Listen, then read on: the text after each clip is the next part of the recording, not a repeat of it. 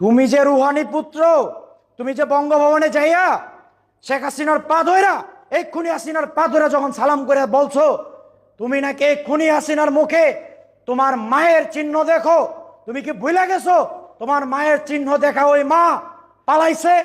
সমাজ কত বড় স্পষ্টবাদী লোক তুমি খুব ভালো করে জানো, কারণ আমরা একসাথে রাজনীতি করে এই পর্যন্ত আসছি। এই গণ অধিকার পরিষদের প্রায় ৩০০ প্রোগ্রামের পিছনের সংগঠকদের একজন আমি। শৃঙ্খলা আমরা নিয়ন্ত্রণ করছি। অতএব তুমি সেই রেডি প্রোগ্রামে এসে বক্তব্য দিছ। তোমার একটা কথা বলি, তুমি